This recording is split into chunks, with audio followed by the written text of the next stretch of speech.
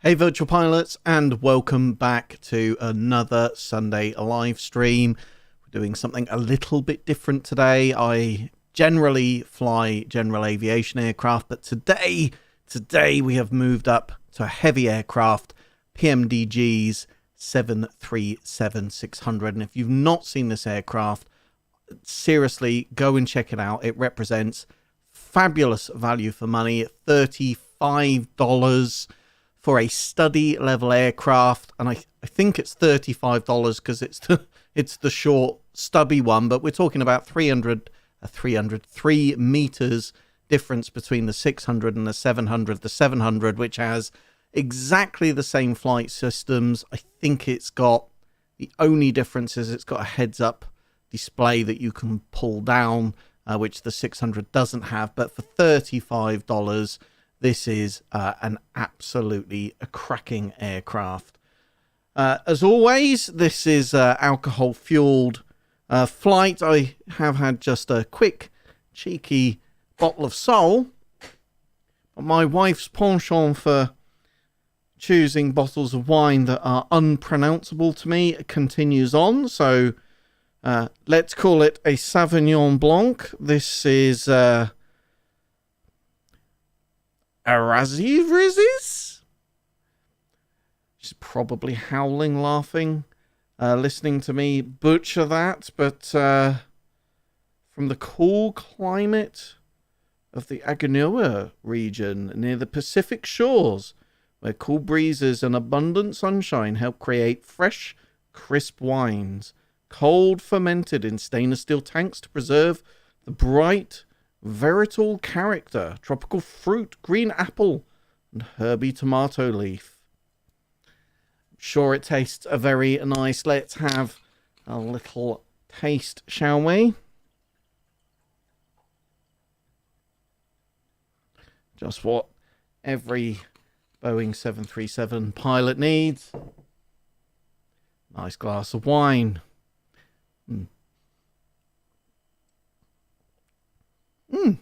That's very civilized, actually. As always, we've got Big Scary Ma in the chat moderating in case any AI type based people want to spam us. That's what we had a week ago, and usual kind of sort of unspeakable things being recommended. But we are here at Bristol, cold and dark on stand 23. Flight plan, as always, is available on my Twitter feed. That's the link to that is down in the description below. So I'm going to do a little bit of this, particularly startup, etc. I think we'll do on the flat screen monitor. There are a couple of nice sort of nifty little tricks that you can use when you're doing this. So if you go to the FMC before the aircraft is powered up, if we press and hold this menu button, that will whiz into life. And if we go to FS Actions and Ground Services, we can get some ground power connected, which will just make our startup procedure just a little bit simpler. Didn't finish my beer before I opened that wine. Oh, thanks, man. Glad you're enjoying the content. Yep. Hopefully the flight will go okay. Time will tell. This is quite the step up from the small GA aircraft that I've been flying, so we will see how this goes. Right. So this is, interestingly, a little bit easier to do in VR from the seated position. So I'm actually going to make use of these camera views that we have. So if we get the battery on and get the cover closed, we've got ground power available, so we will get that on. And we'll go back to our FMC.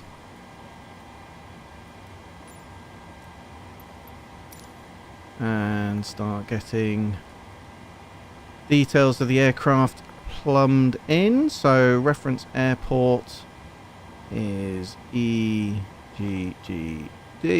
here at Bristol. And we're on gate 23. We need to get sat-nav spun up. So let's get... These take an amount of time to configure, so you get both of those onto nav, and then this, spin that rotary dial over to the right hand side. That should give the amount of time it's going to take to get set up. A whole heap of gyros and stuff like that create quite a sophisticated and precise sat nav. However, in reality, in the sim, it spins up far quicker than it would on the real aircraft. So we can... This is waiting here for longitude and latitude, which we can get from here. We get that plumbed in.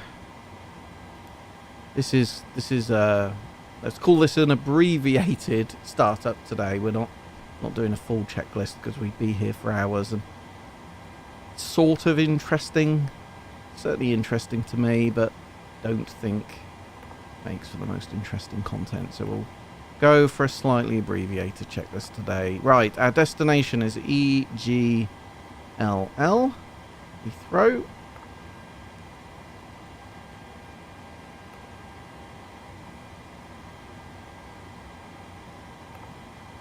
And configure 0 weight.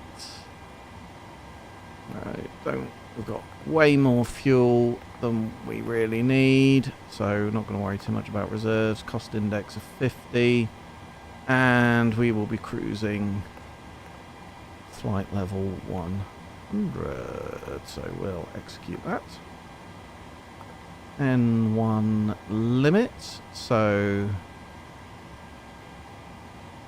not going to worry about that too much today. We'll do the takeoff manually. We're not going to use the toga button. So 5 degrees of flaps, because why not? So that then gives us V1 at 129 knots, rotation speed at 130 knots, and V2 at 137. So get those pulled across. Departure today, we're going to be doing the Bad Eye 1X departure, and technically speaking you probably wouldn't normally do your arrival before you've taken off, but we know we're going to do ILS 27 and the LAM 1X arrival. When we look at the leg, so Badham, we're then going to CPT, Compton VOR, and then I can't actually remember the next VOR, so let's have a quick look at Navigraph. Flight plan should be in here, it is. So Compton, CPT, and then we're going to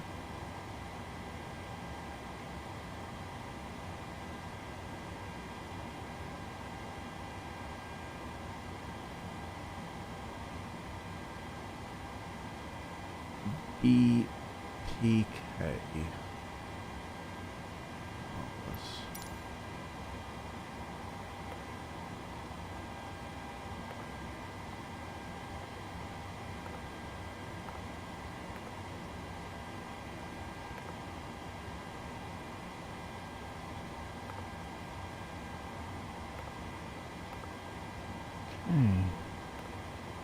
Let's get rid of those faces. That's looking good. Okay, so that's all dialed in.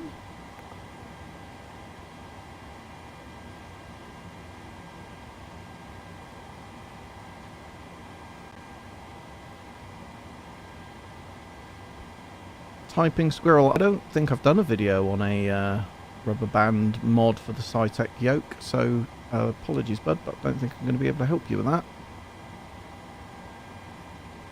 Okay, activate that flight plan, execute. Okay, that's all looking good. Right. We've got our references for approach. Yes, that's all in there. That's all looking good. We've got our speeds. We've got our altitudes. Surprised that's gone as high as 230. Okay, that's looking good.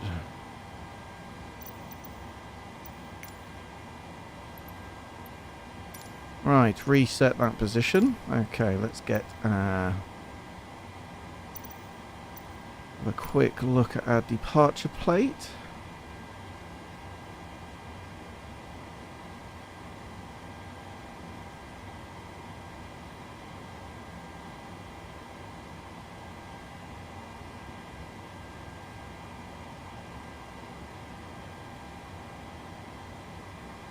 So we need to be above 3,000 when we cross this point here. Not faster than 230 knots. We'll keep it down at 220. And then we need to be exactly at 6,000 as we come round here. And once we're established on the 827 radial, we can accelerate beyond that 230 knots. So we'll go up to 6,000 feet initially. Again, easier to do this in VR when you're setting all of this stuff, because you're sort of sat at a natural height. It's a little bit easier to do. Right, so we'll get altitude 6,000. Get those on. And again, I can't see the other one. Can I strafe sideways? No, I can't. That's okay. I think we'll jump into VR in a second and start getting the aircraft ready. It's 220.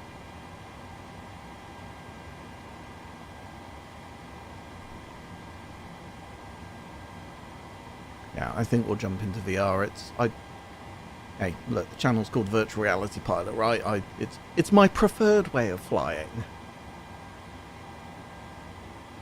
Even when I do it for real, I just strap a VR headset on the front of my face, open the throttle, and off we go. And what could go wrong?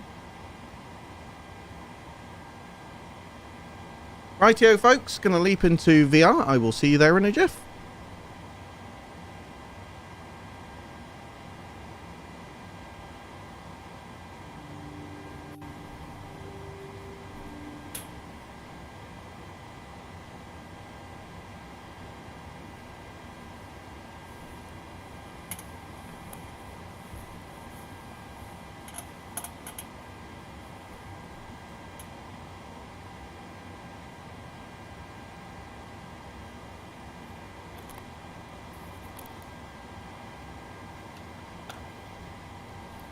Okay, hopefully the sound's still with me. Yes. I'll tell you what, I'm just going to turn the audio down for the simulator noise because it comes out too loud.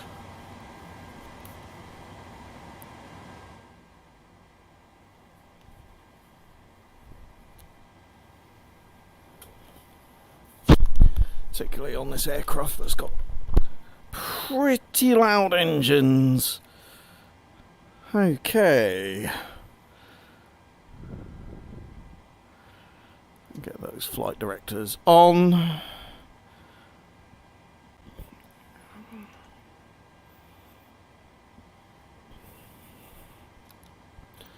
get a navigraph.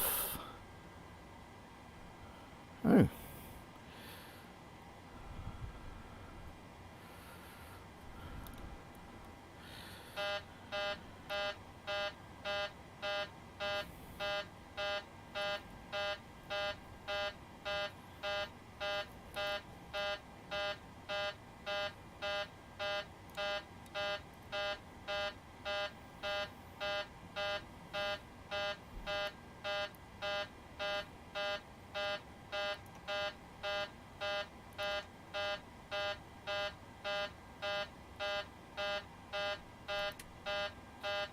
Not sure how the auto throttle came on there, but that was that threw me for a second. Right. Let's try this again. Right, altitude hold. LNAV. Not gonna come on. Okay.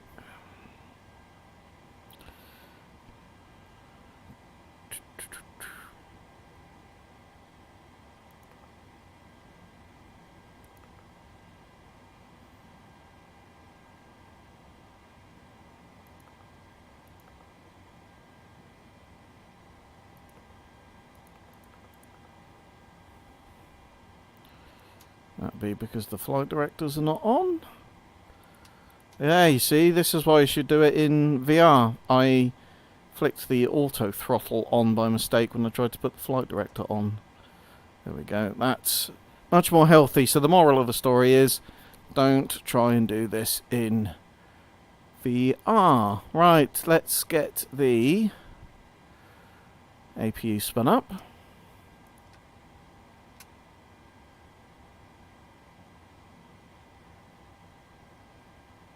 Start seeing this EGT go up. It's going to go up to about 7. There we go. Low oil pressure. We'll start seeing this EGT gauge move.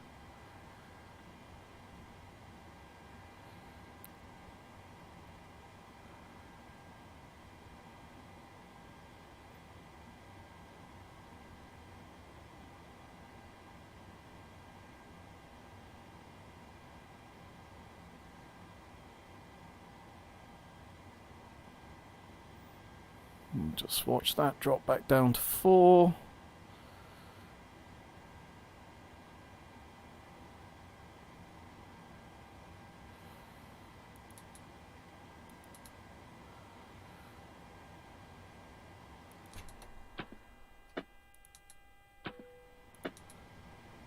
Okay, we can now disconnect the ground power.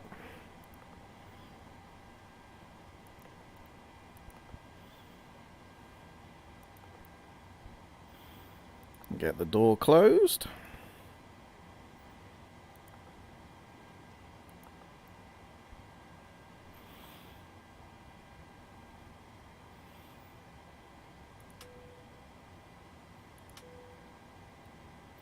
Fasten seatbelt signs on. And let's get rid of our stairs.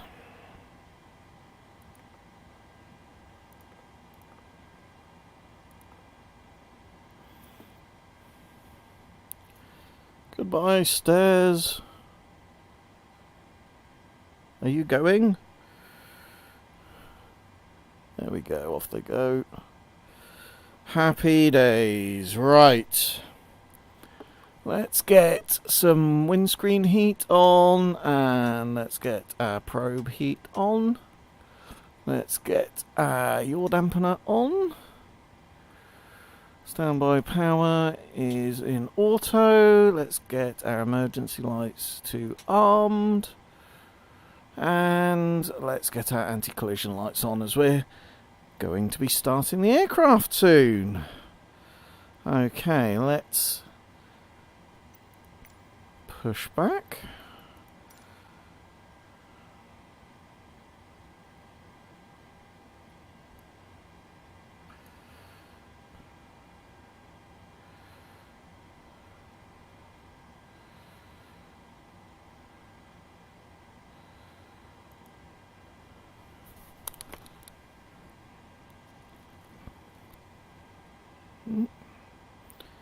Why it always does that when I connect the wireless keyboard, but it does always have a moment.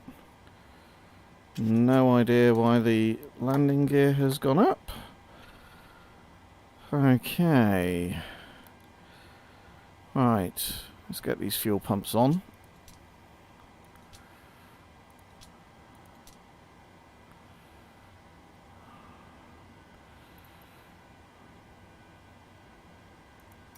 Cockpit to ground. This is ground. Stand by.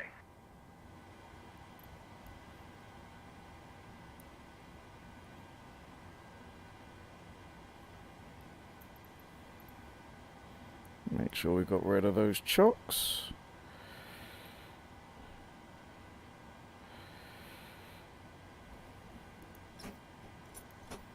Okay, sir. The bypass pin is installed. All doors and hatches closed and all ground equipment is removed. The parking brakes are set. You may lift. Parking brake set. Lifting the aircraft.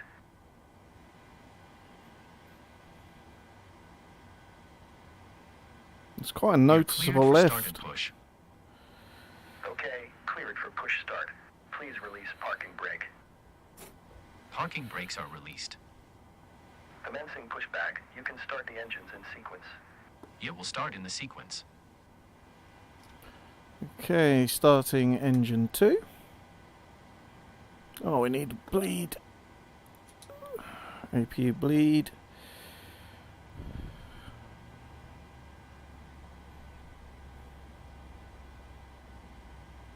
There we go. Waiting for N1 to get to 25 and then we'll introduce the fuel. It's 25, fuel's going in. We've got fuel flow. N1 is continuing to increase.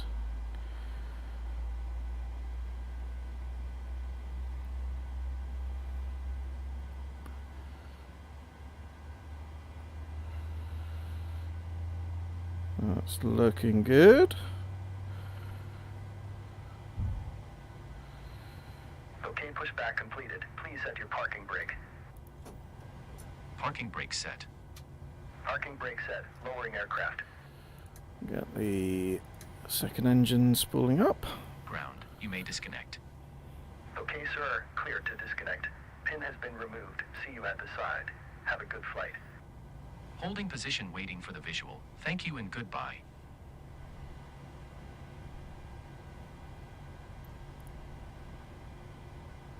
It's 25 N1. Introducing fuel. We've got fuel flow.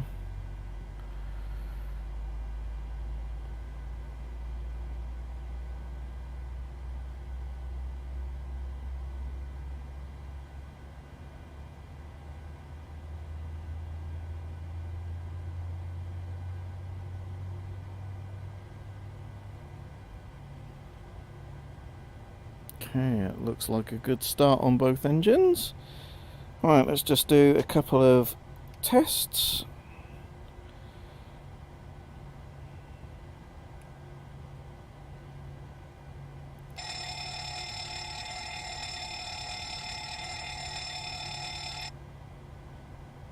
It's looking good.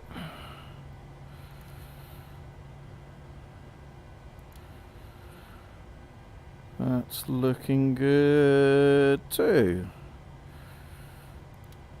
Okay. I think we're good to go.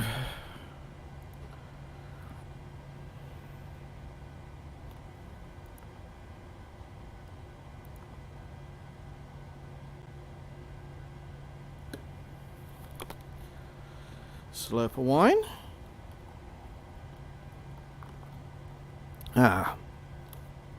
Now, a couple of things that we've not done.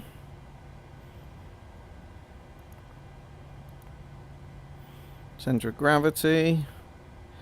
Trim of 5.57. That's just going to stop us ballooning. Flaps of 5 degrees. Okay, let's get our taxi lights on.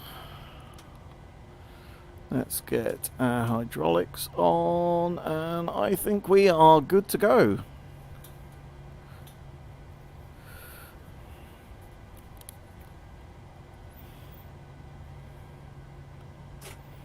Parking brakes off.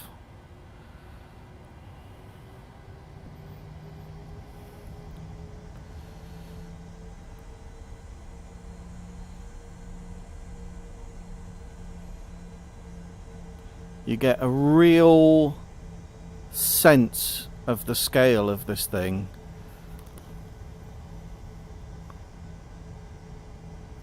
Just just checking that the sound's working okay.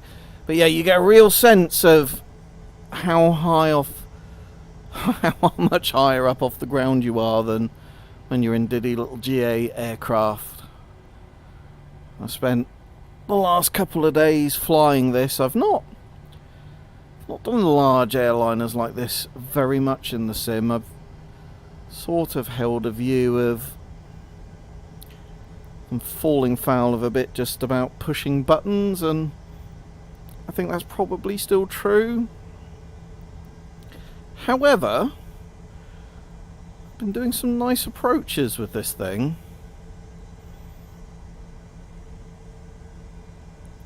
There is still quite a lot to think about. Getting the controls, etc. set up to work properly, particularly with the reverse thrust, the gear lever, being able to return that to the off position so that the hydraulics don't continue to run, which would fatigue the system over time. I mean, you've got to imagine this car here on the taxiway with the 737 hurtling towards it. No fear. I mean, you're playing a game of chicken with a 737 at this point. We're gonna be here all day if we wait for him, so we're just gonna pretend he wasn't there.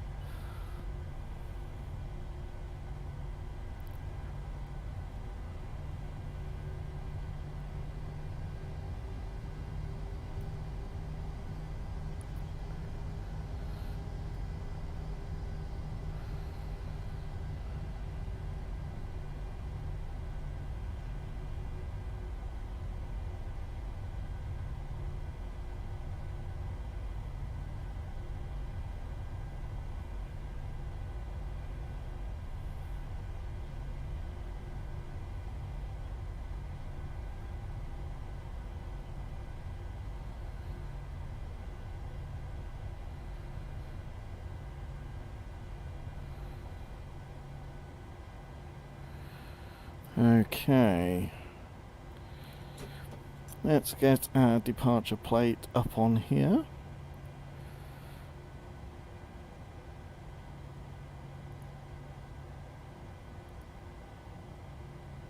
You'll actually be able to see where we are on this departure plate as we make as the aircraft actually moves, which is one of the great features of Navigraph. Right, we're altitude 6,000 and that's dialed in. We need to get our heading 267 dialed in.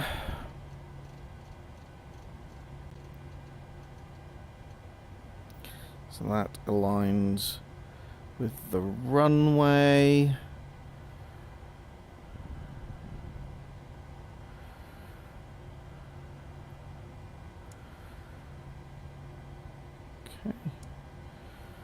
That's all looking good. Right, let's get this party started. Landing lights are coming on. One more quick slurp of wine.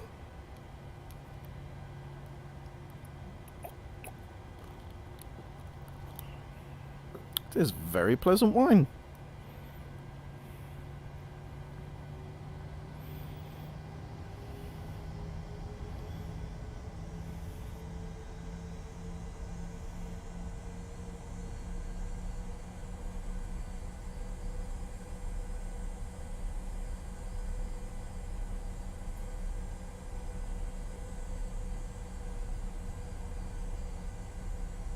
Can't begin to tell you how much better the frame rate is since I've put the 4090 in. Looking very, very, very, very nice indeed. Been flying virtual reality all the way back to X-Plane 10, I think it was. This is the experience really that I've always wanted. I mean, it looks crisp and sharp. The Nvidia's deep learning anti-aliasing is doing an incredible job. Okay, I think we're good to go, folks. Heels down.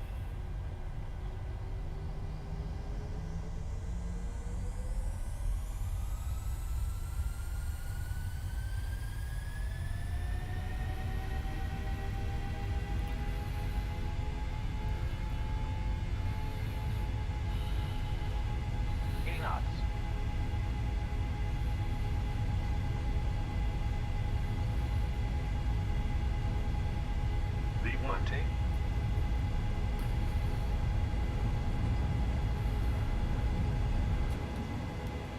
Positive rate of climb.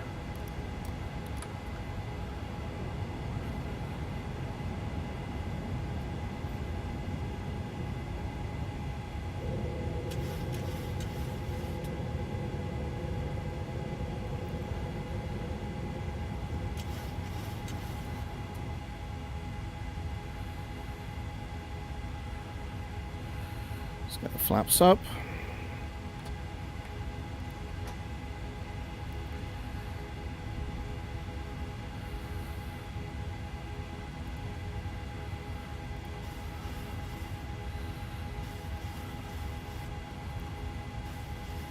Let's try getting the auto throttle on. That will help. That was not the best takeoff of my life, but hey ho.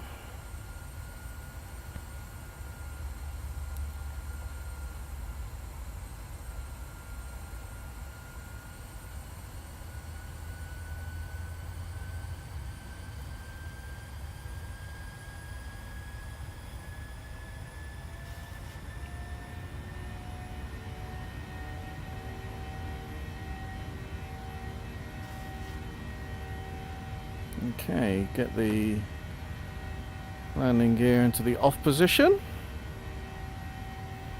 These landing lights can come off. We can get that APU bleed off. In fact, did I actually switch the APU off? Pretty sure I didn't. We should do that too. And we can get those taxi lights off. Coming up on our altitude.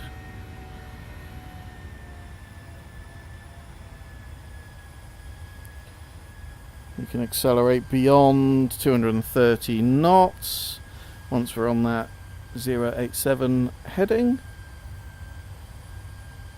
And that's looking good. Right, so we're, as you can see on Navigraph here, we're just coming round the first turn of the Badmin 1X departure from Bristol. We're on full autopilot at this point. At 6,000 feet, 223 knots.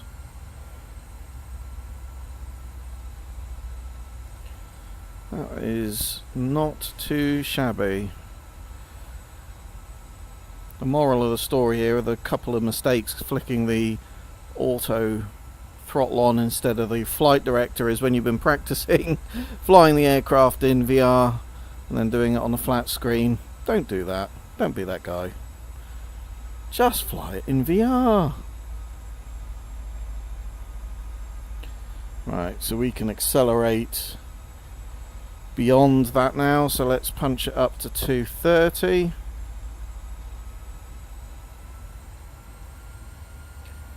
And once we make our next turn, we'll climb up to our cruising altitude of 10,000 feet, which is not high for this aircraft, but it's a relatively short flight that we're making today.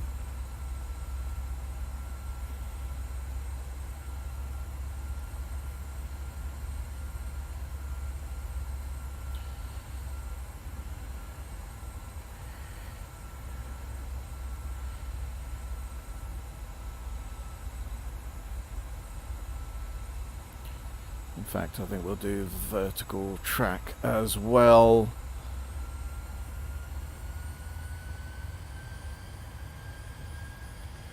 So, beginning to climb. And accelerate. So, accelerating to 250 knots, climbing up to 10,000 feet.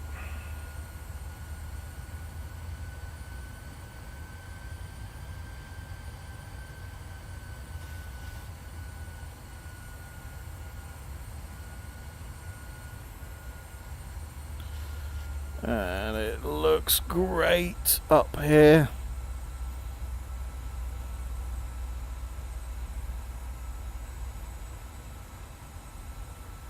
Really, really noticeably smooth. There's a frame rate that is buttery smooth, no stuttering at all. Seeing those clouds go by, quite a different perspective in an aircraft like this. Right, I'm just going to raise my seating position.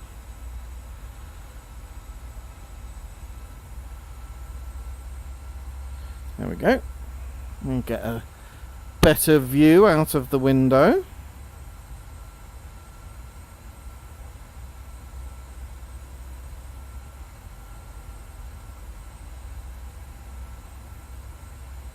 Yeah, so this is the 737-600 from PMDG, widely regarded as a study level aircraft. We've done a massively accelerated run through getting the aircraft started up today, but the modelling of the systems is epic. The textures are epic. This really has been a lot of fun this weekend to learn how to fly. I do still feel a bit like it's pushing buttons, not really flying the aircraft. That might be a bit unfair. Maybe just need to spend a bit more time with the aircraft. And arguably, in lots of other flights that I do in GA aircraft, the autopilot comes on quite quickly regardless. But I mean, this is a very different experience to flying a PA-28 or even a Cessna 310R.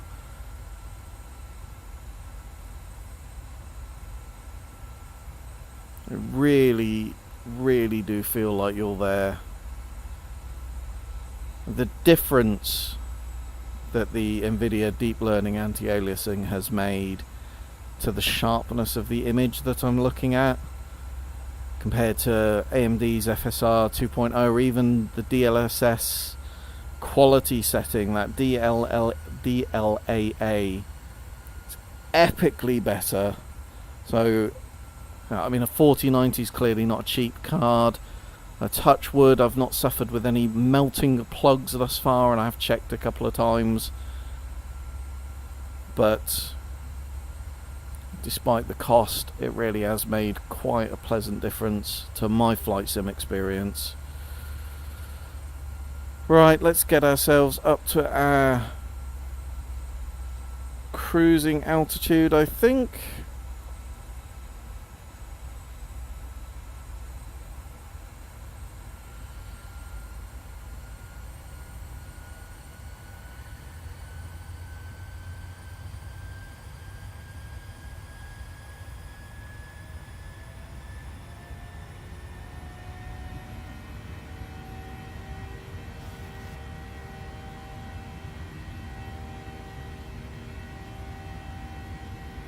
We're actually going to ignore, we're not doing 250 knots all the way there. We'll punch that up to 328.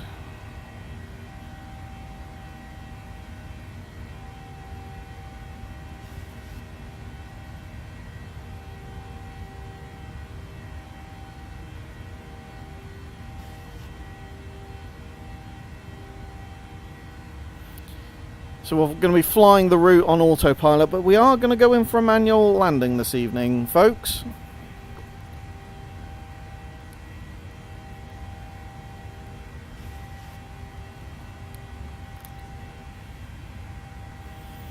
And in the testing I've done this weekend, it's the management of the flaps that I found the most challenging. I mean, the speed at which you can put the flaps down, it's dependent on the weight of the aircraft, how much fuel you've got in it, how many passengers. So all of your VREF speeds, they change depending on the particular configuration of the aircraft.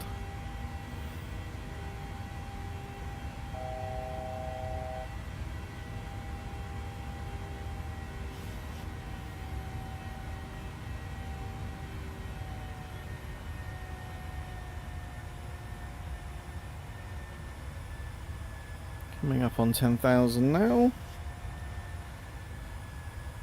329 knots, almost touching on 330 there. You see the rate. If you look here, the next waypoint we've got is the Compton VOR, 33.7 nautical miles, and the rate at which that is just ticking down is pretty bananas as we cruise here over the English countryside at 328 knots. So we're flying from one side of the country all the way to the other because our approach into Heathrow actually takes us all the way to the edge of the country, and we're going to be doing that in a matter of minutes.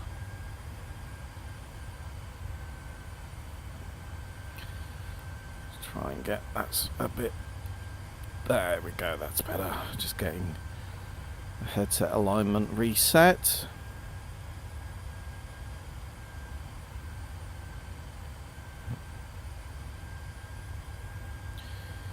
Fuel is balanced. We've got all of our pumps on.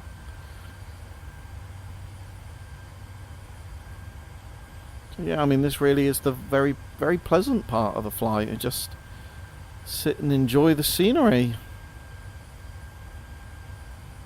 Not a bad profession, eh? I mean, of course, real world pilots would be doing a whole heap of thinking about alternate airports to go to, and if they had an emergency, what would they be doing? But I imagine that they do still enjoy taking in the view.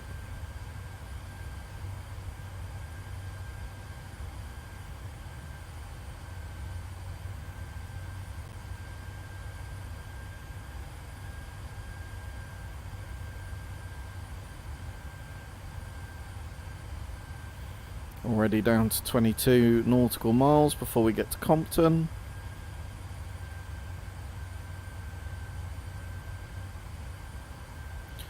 Start thinking about our approach in.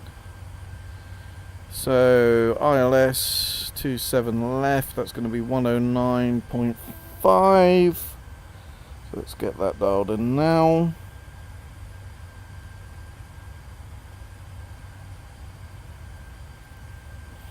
Make that active. We'll do that on both.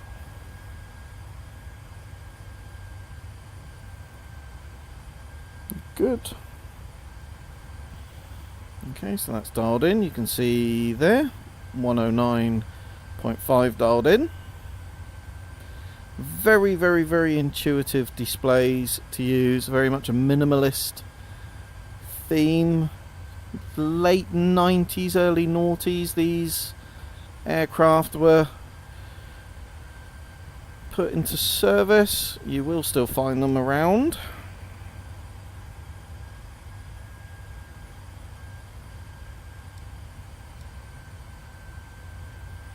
I mean, you can actually see the rest of our route over on that display there, so it really is not going to take us very long to fly this at all. Just a quick run around the block just to start to get used to her as a bird.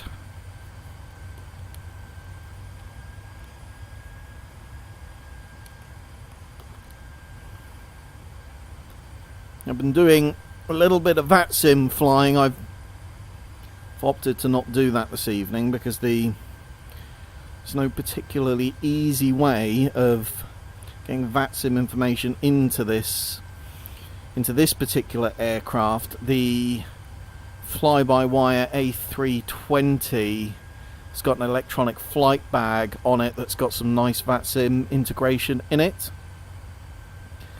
We are expecting the EFB from PMDG. They were talking about that coming out sort of September, October time. Still no sign of it, which is a bit of a shame, and actually no guarantee that it's going to have VATSIM integration in it.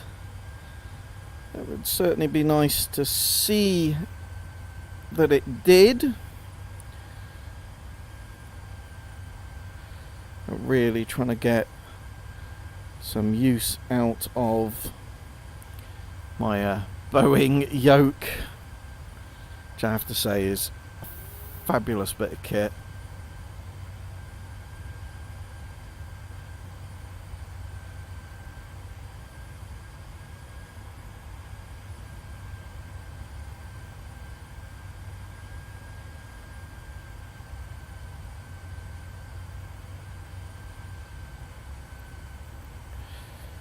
So, where's that aircraft now? We're just here coming up on the CPT Compton Vor. Turning now towards the BPK Vor. And getting ready for the Lam 1X arrival. We will pull that up.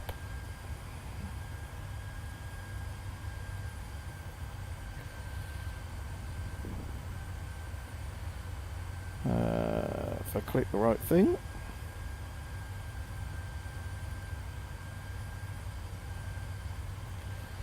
So,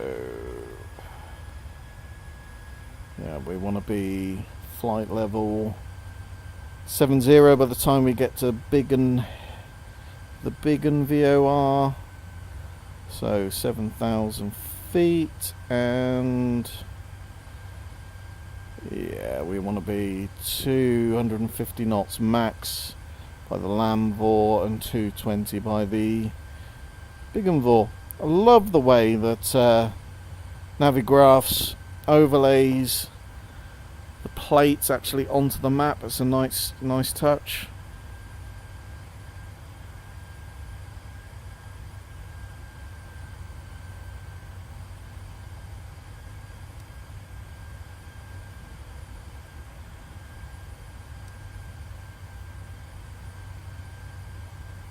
Yeah, very, very short flight indeed, folks. We'll definitely do a longer one of these and sort of put off the step up into...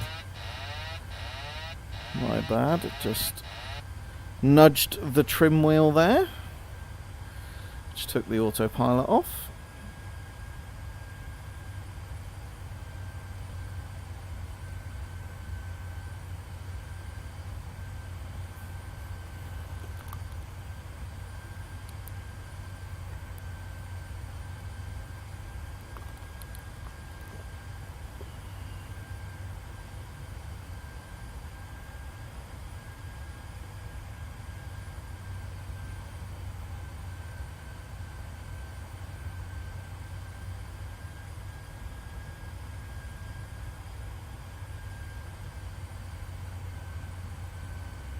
.28 nautical miles until the BBK. Sounds like a burger. BBK.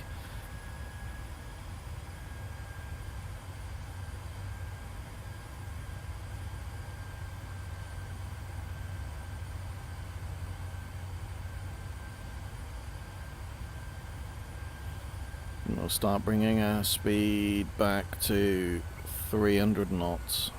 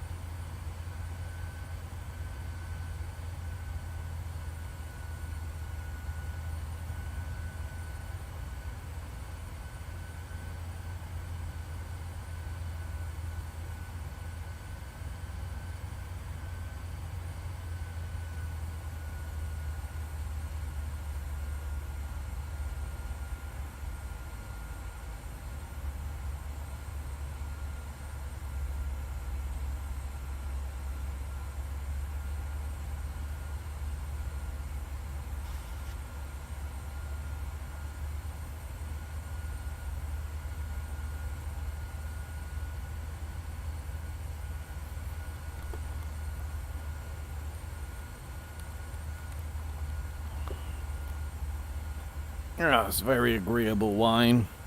What a very pleasant way of spending a Sunday evening.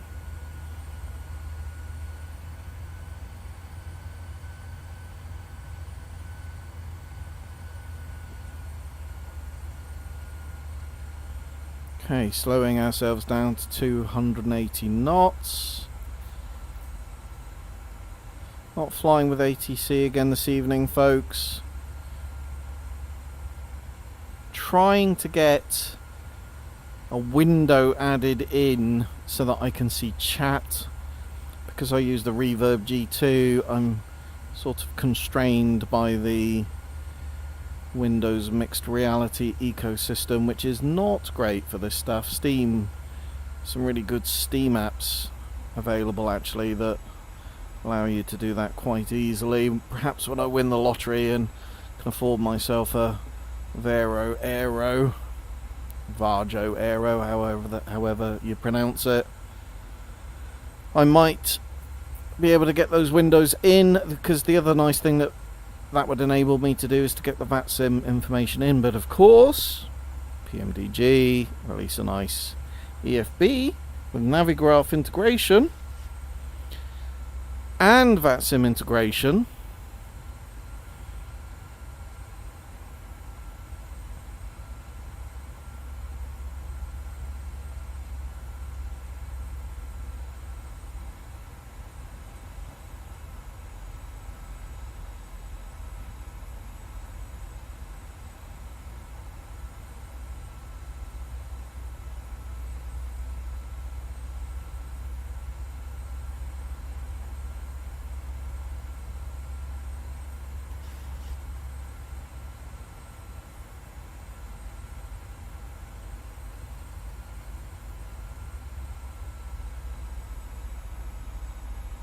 Alright, slowing ourselves down to the max speed for our approach here.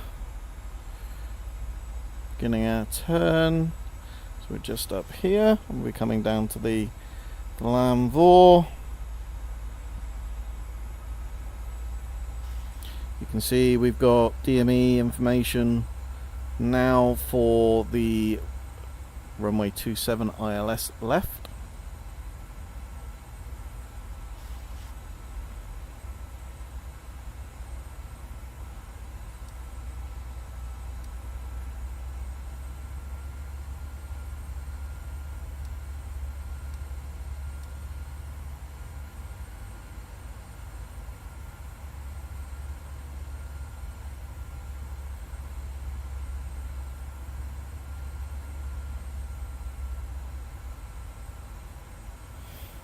And by the time we get round to the Biggin Hill Vor, we want to be 220 knots and at flight level 70.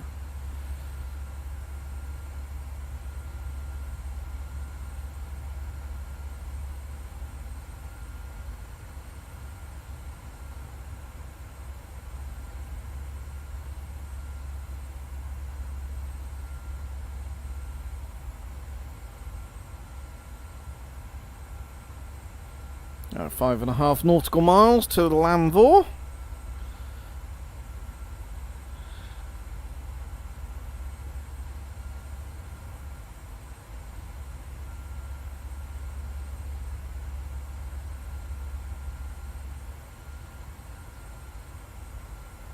This is sort of what I mean about these larger aircraft. They take quite a long time to understand how the systems work, and that's interesting in its own right. But I spend too much of my time with the mouse clicking on stuff rather than, flying the aircraft. There is an argument to say, of course, I could hand fly all of this stuff, but given I've had a couple of days with this aircraft, that's quite a lot.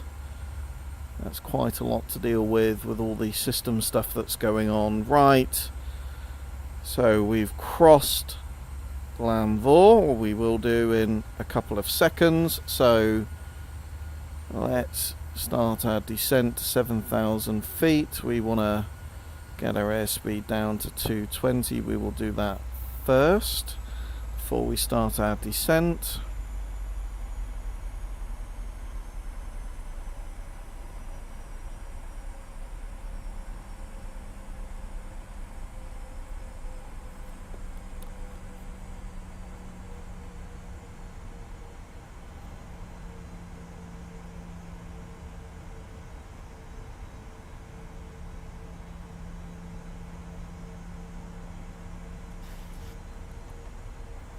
use this level change button.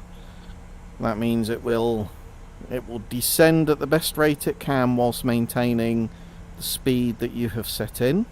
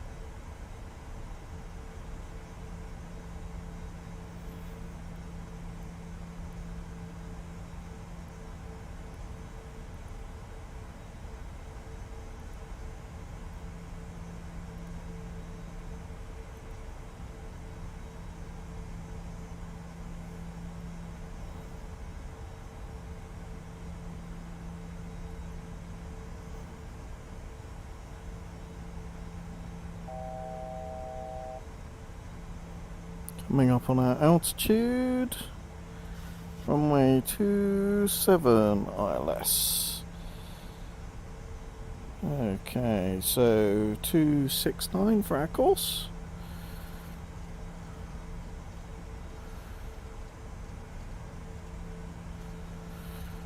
And get that dialed in over there as well, 269.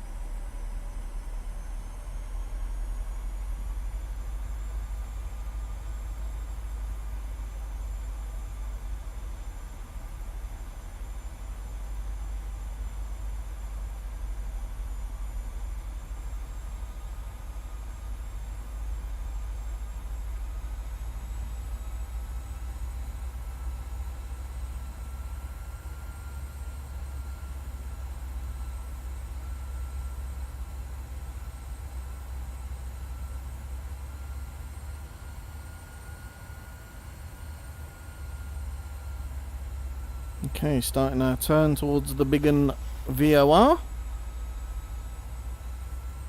We're at 7,000 feet, we're at 220 knots.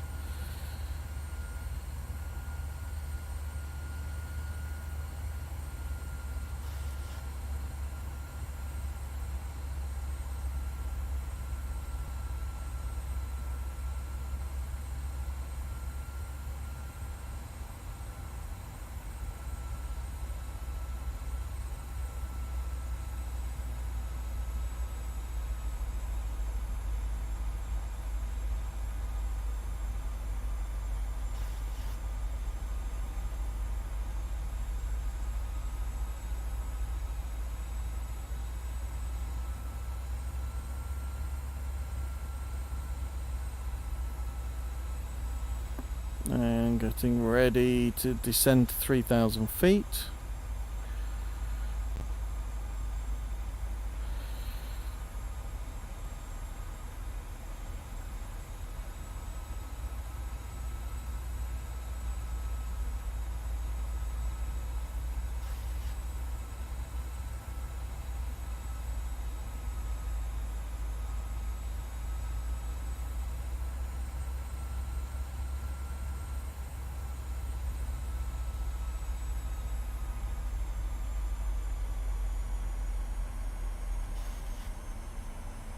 Gonna get a beautiful view of London as we come down on this approach.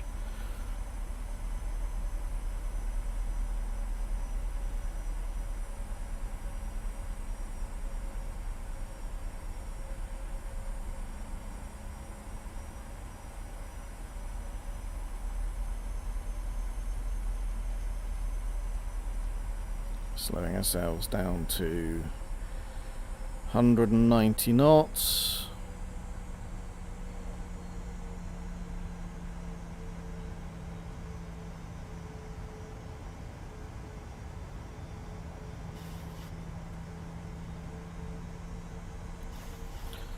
A flight level change, and we're going to put our first notch of flaps in.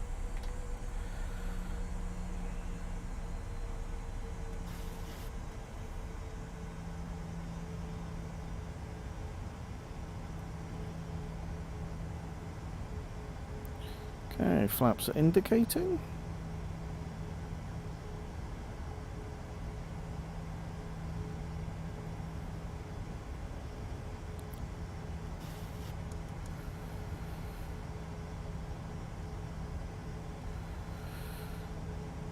Getting ready for our approach, so we'll get VOR localizer switched on. So LNAV with VOR localizer as a secondary, ready to take over.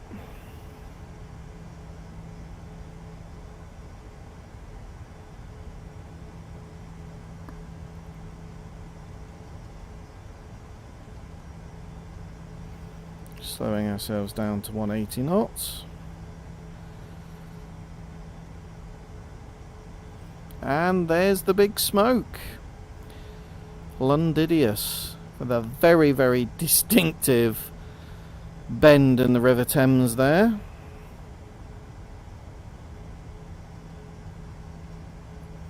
That is an epic view.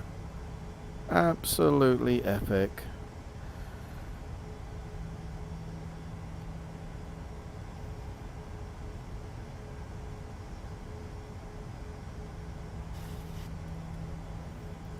Go flaps 2.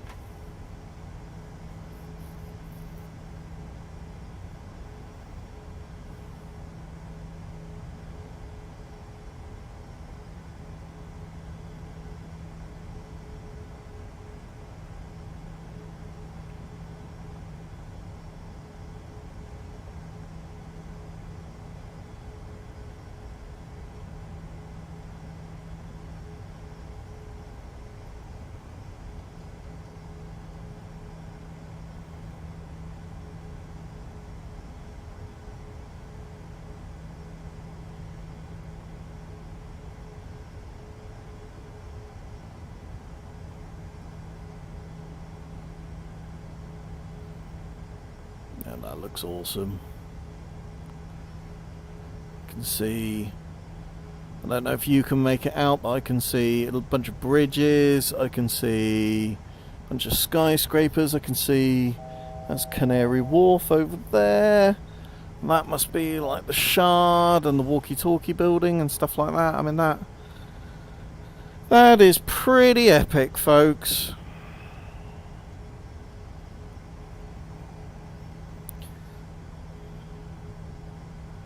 It just looks awesome.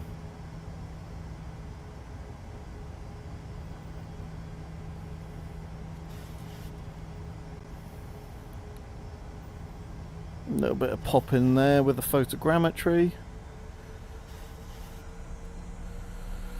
And we can see our runway in front of us. We'll go flaps 5. And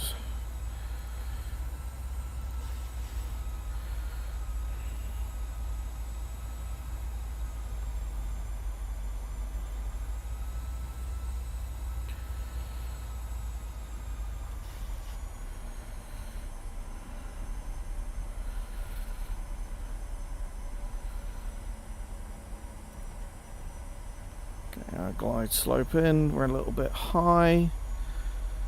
Nothing to get too excited about. Right, let's go flaps 10.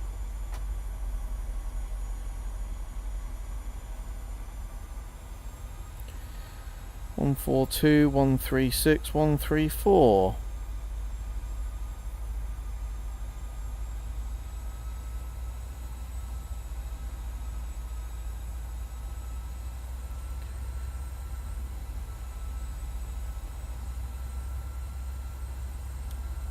Not getting that glide slope. Right. Take the autopilot off. And get that auto throttle off.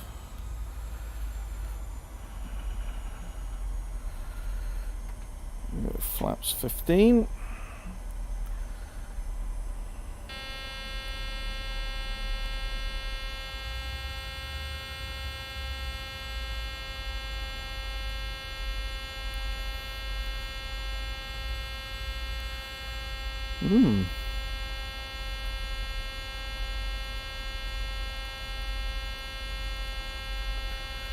We're far too fast.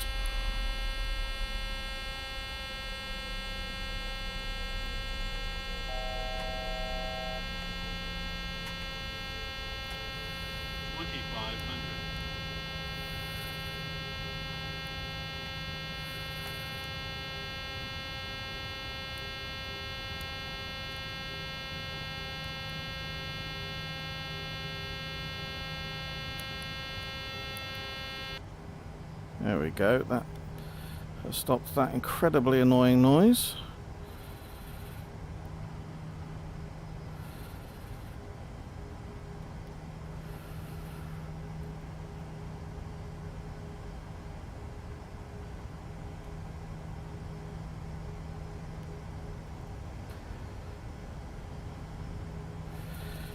Let's get those up.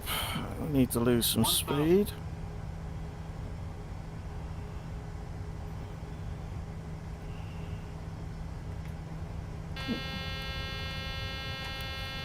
Oh, I think we've messed that up, folks. No, that's a go around.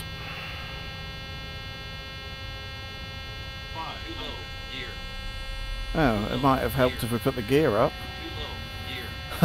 That was what happens.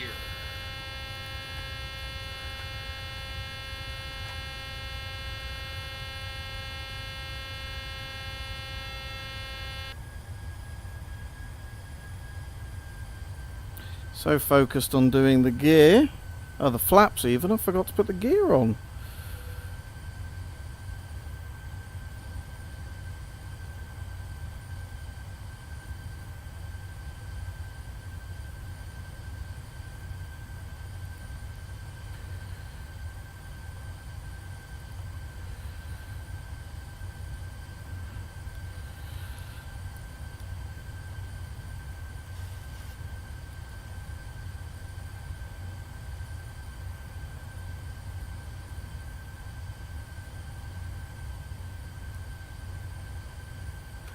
No wonder we were coming in fast.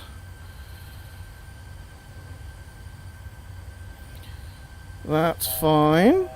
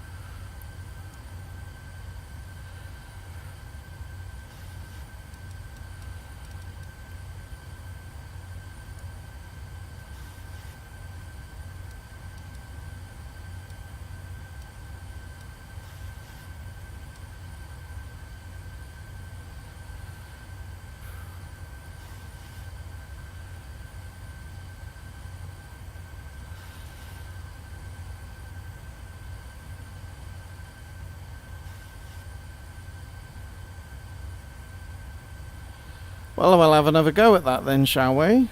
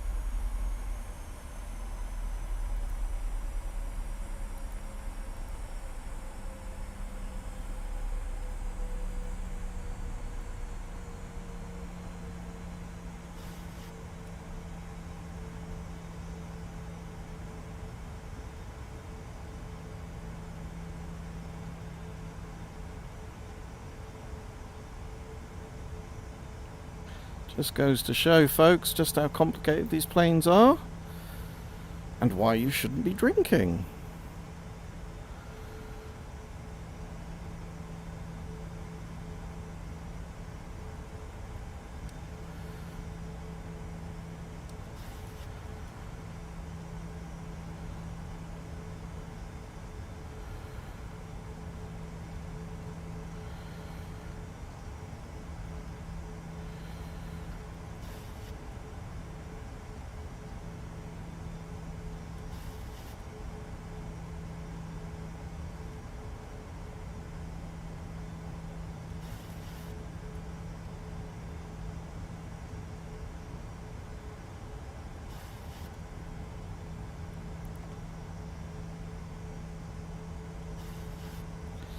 Let's try again, shall we? No harm, no foul. It's all good practice.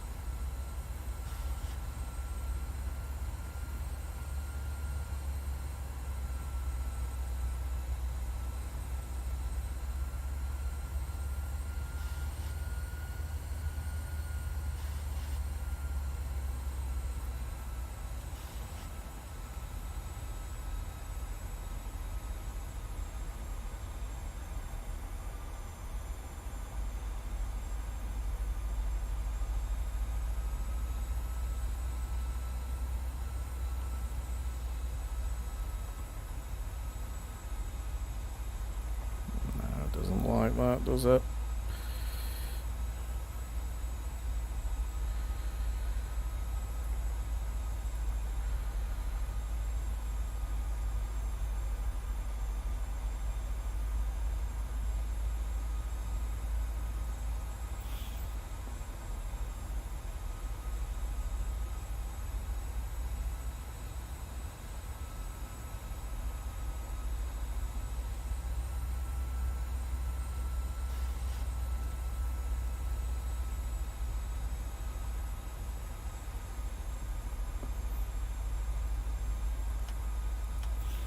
Get our landing lights on.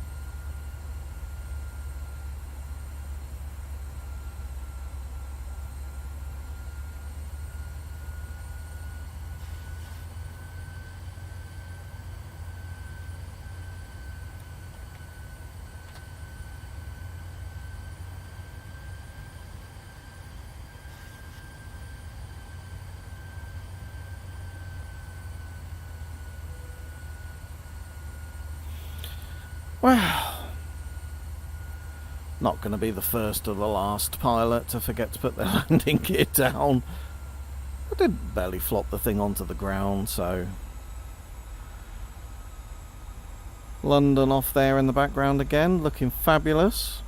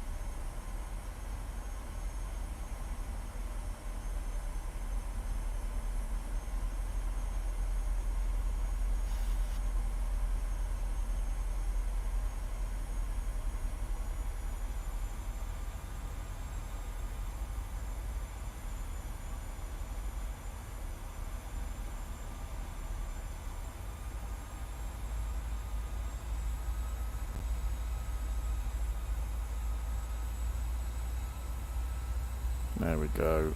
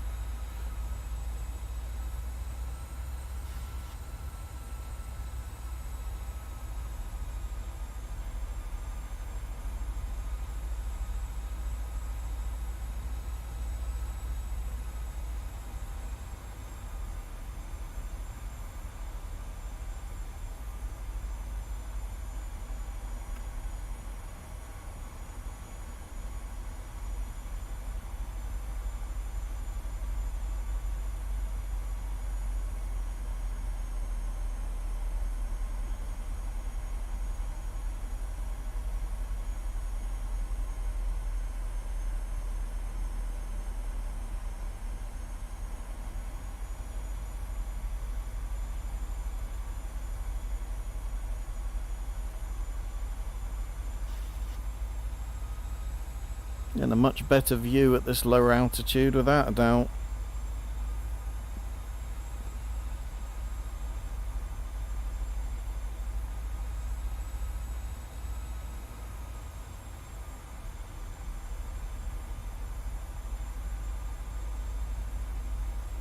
We've ended up with quite a steep turn.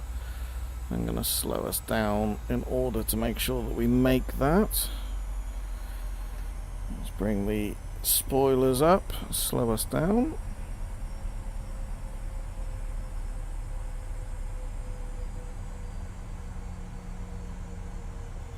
Get that first notch of flaps in.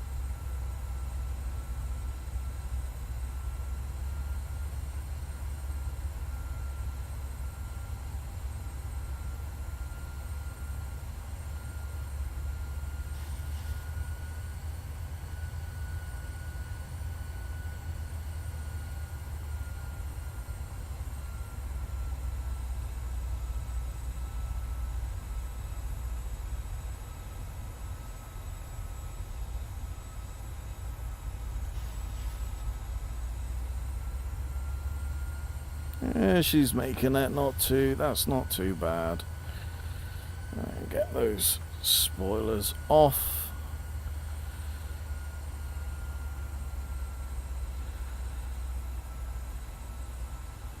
Okay, let's try this with the landing gear down this time, folks.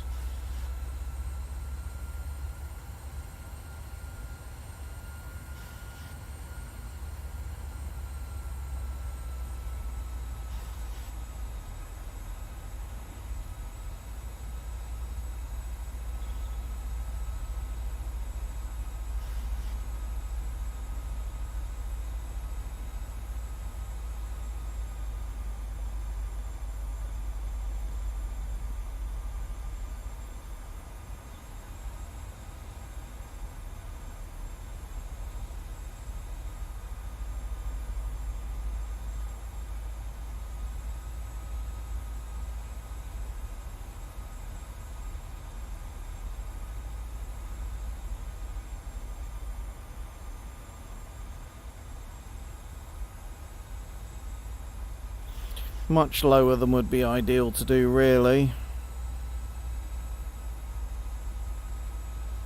As I say, a couple of days of this aircraft, but you would think after all the flying I've done that putting the landing gear down wouldn't be something that you'd forget. I'd like to say it's the first time that's happened, but thank goodness it's all in a simulator.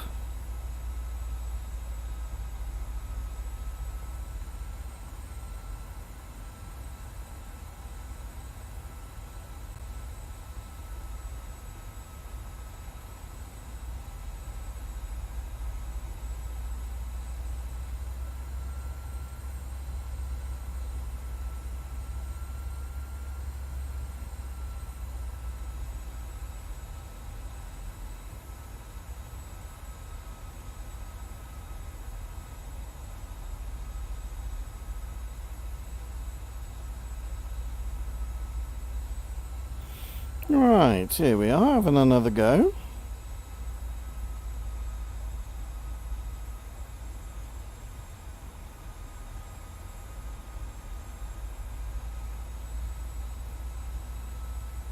And there's the second crossing. Dartford crossing even. You can see an awful lot more at this altitude.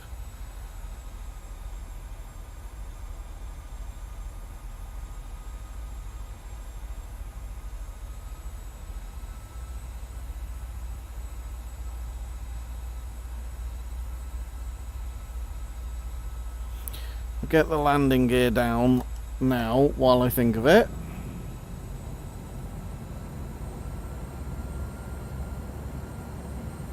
Three green, gear is down.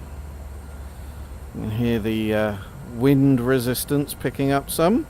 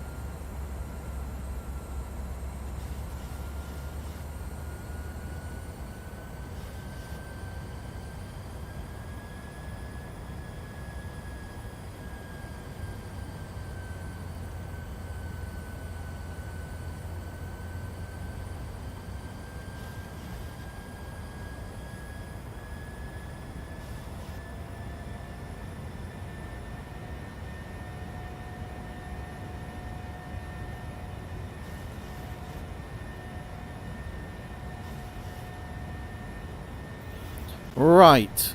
Let's do this properly this time.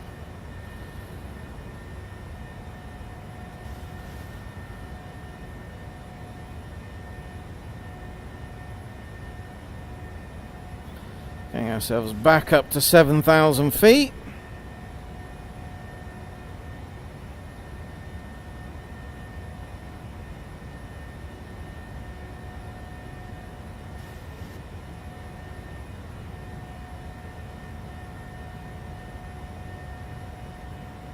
Seem to be sat inside some cloud now.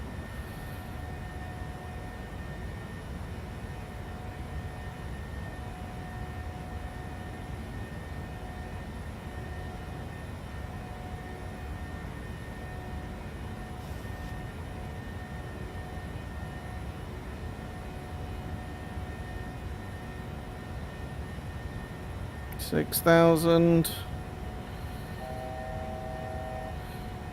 Altitude warning.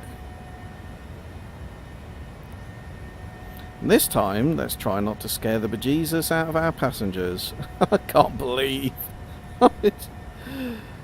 Oh, dearie me. This is why pilots have to fly hundreds and hundreds and hundreds of hours before they're let loose. Just so that the whole thing is just so well drilled into them.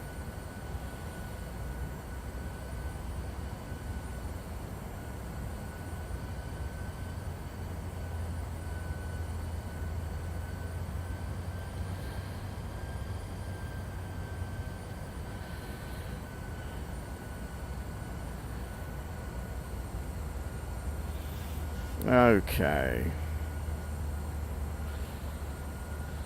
Let's do the localizer. Alright, that's in.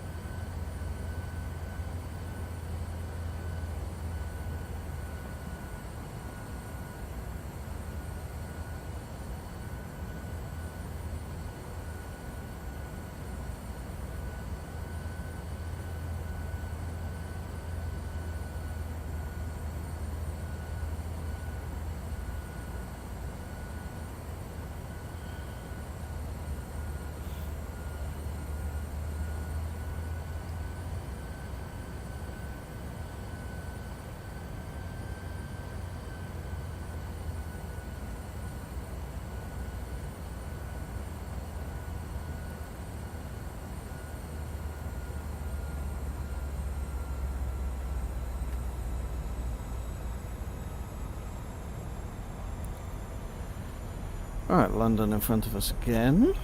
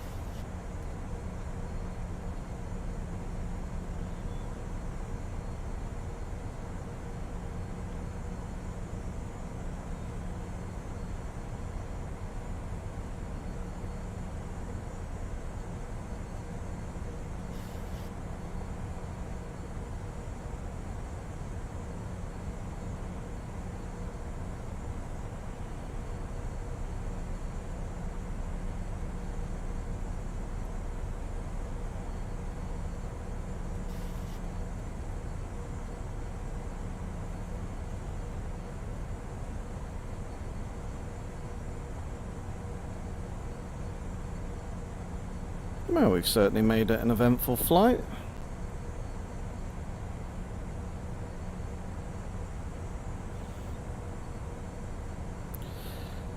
Right, let's slow ourselves down to 170.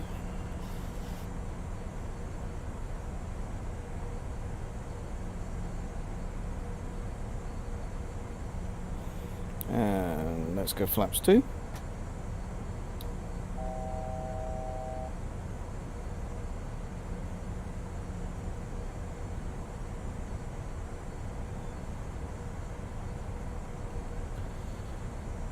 Coming in beneath the glide slope, which is where we want to be.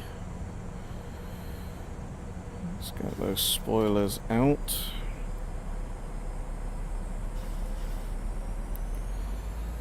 And let's go approach.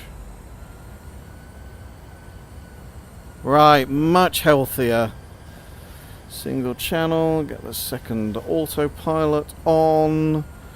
And let's slow ourselves down to 266. 166 even. 164. And let's... Okay.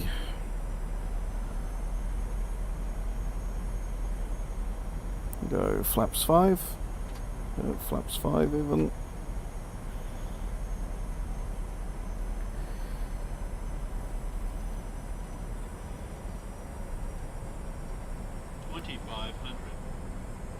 That's a much better approach.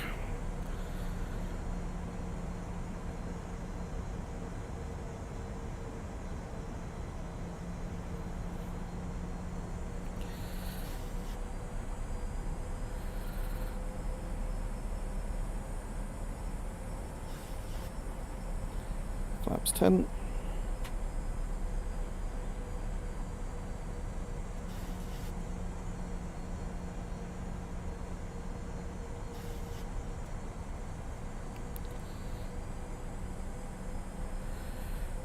Flaps 15. Okay, right, much healthier.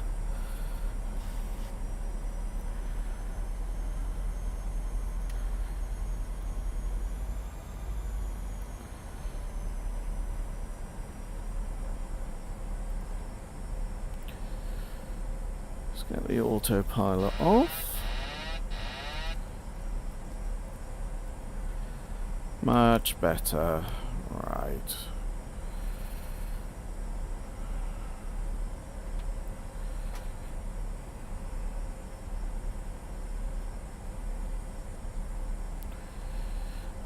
The spoilers.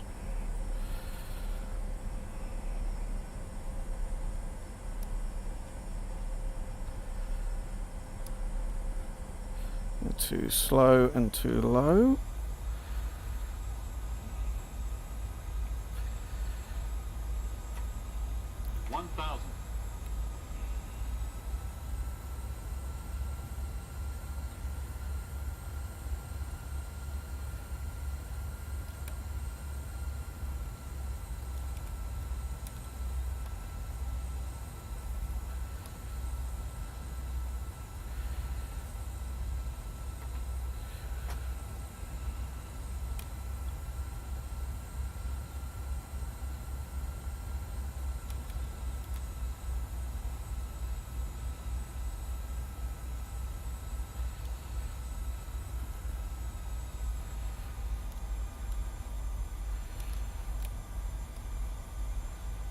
Little bit of stuttering as we come into Heathrow, quite a lot to load in.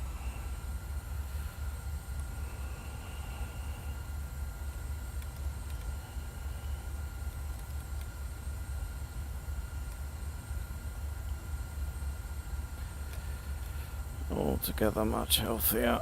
A little bit on the high side though. 500.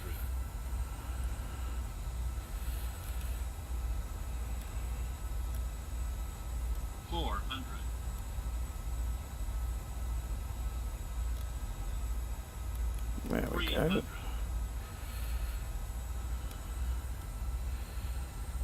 Looking good. 200.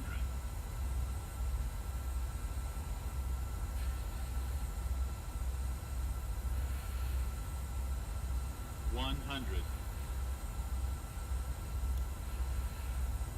50. 30. 20. 10.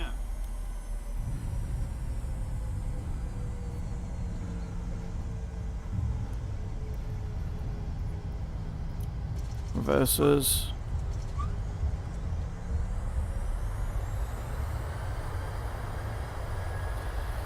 80, 70, 60, reversers off.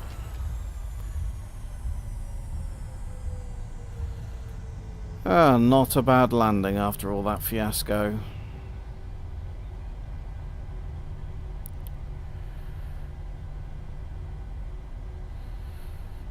I'll take her off here.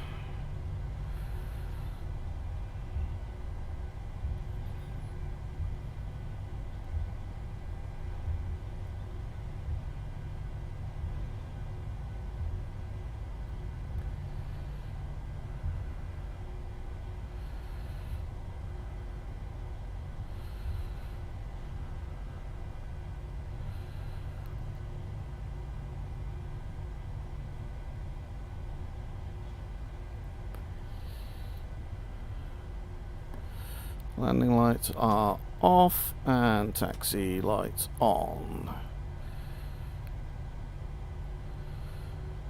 Whew.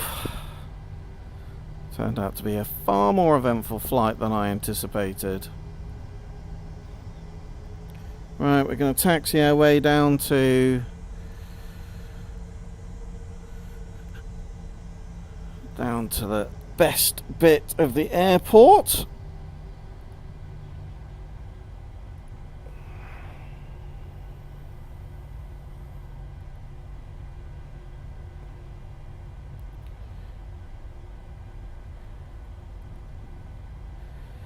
Whoop.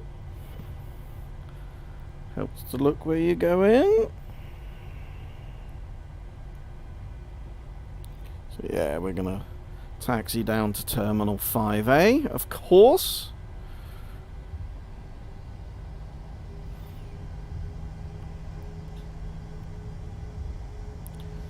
Get the APU started.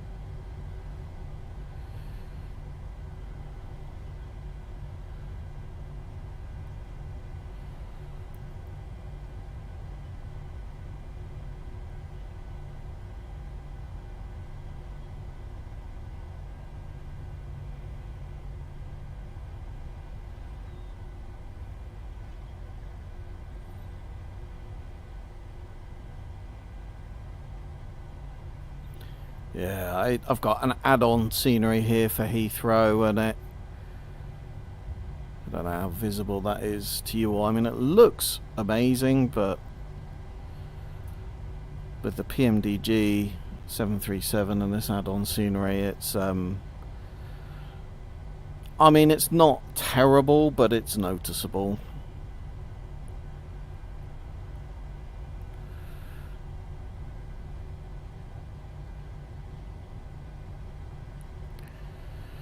We'll take ourselves in here. There's fire trucks out of our way.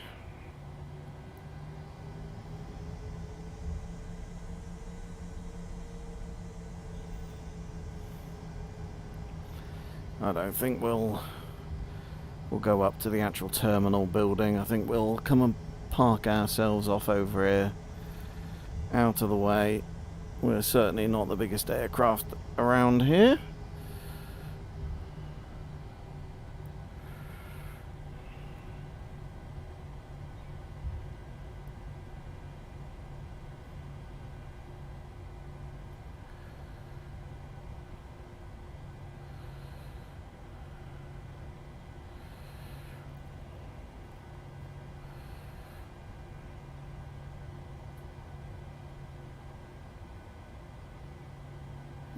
Counting down the distance.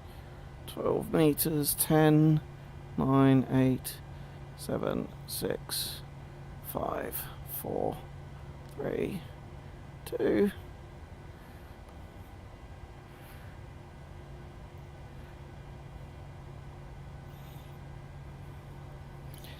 Let's get the parking brake on. APU is powered up, so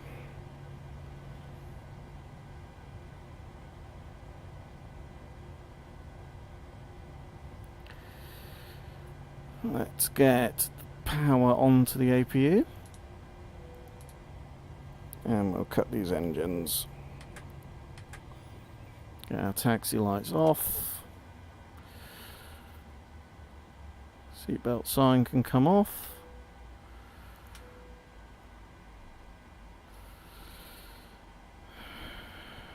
Once we're below N25, we can get our anti-collision light off.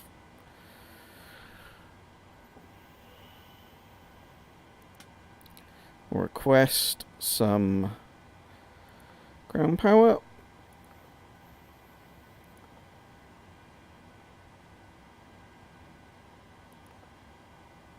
Chocks are on, we can get the brakes off. And request ground power. And get rid of Navigraph.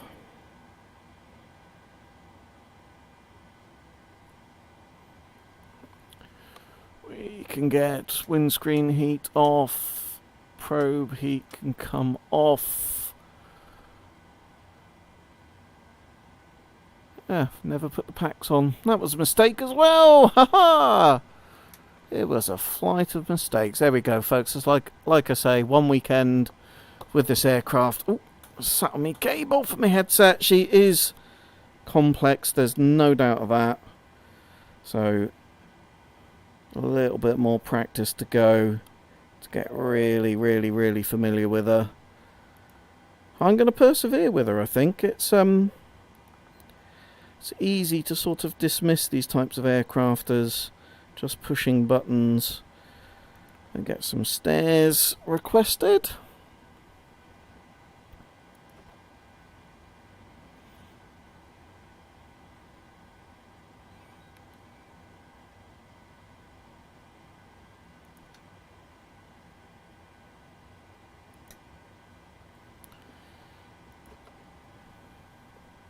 There come our stairs. Driving straight through a push bar. But hey ho.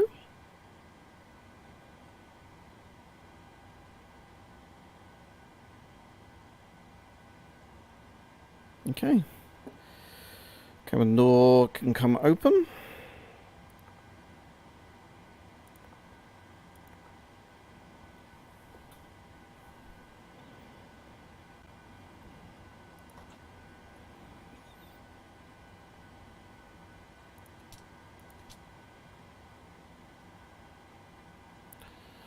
We can go on to ground power. And the APU can come off. Fuel pumps off. Looking good. Right, get the battery off.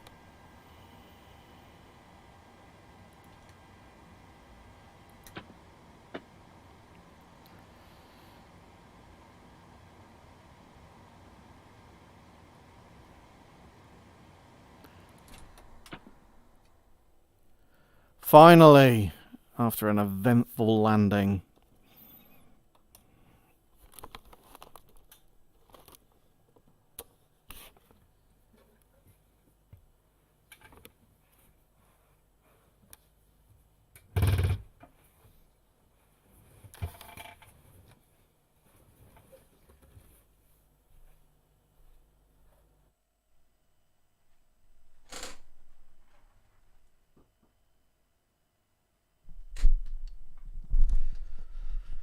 Ah, folks, there we go. Hopefully Big Scary Mar's been checking the chat, because I can see a few comments offering me to find love on a dating site, but I think I'm okay. Right, let's have a quick scoozy through Comments. I think one of my kids was watching there. Let's go to the moon, Alice. Oh, goodness. Cheers from Los Angeles, Derek. Love the flight simulator content. Mr. Tower of Tech, dear. Yes, the channel was originally called Tower of Tech. It's been some time since it's been called that. Don't know why this camera won't focus. There we go. Do you have an extra yoke you can slide me? 737 600, lovely plane, and the 737 family. Yeah, there are not very many of them built. Only about 70, I think. That might have even have been in the high 60s. But yeah. The moral of tonight's flight, folks, is to remember to put the landing gear down, not get distracted. She's a complex plane, without a doubt. Why will this focus? She's a goodness sake. There we go. Focus. Right. She's a complex plane. I've had a weekend with her. It's taken most of that weekend to get my head around how to fly it. Despite a number of flights, you can see there's still a familiarization process that really I need to go through. And there we go, guys. Slowly transitioning up to the heavy aircraft. As always, I hope you're very well wherever in the world you are. Stay safe in the skies, and I will see you in my next one.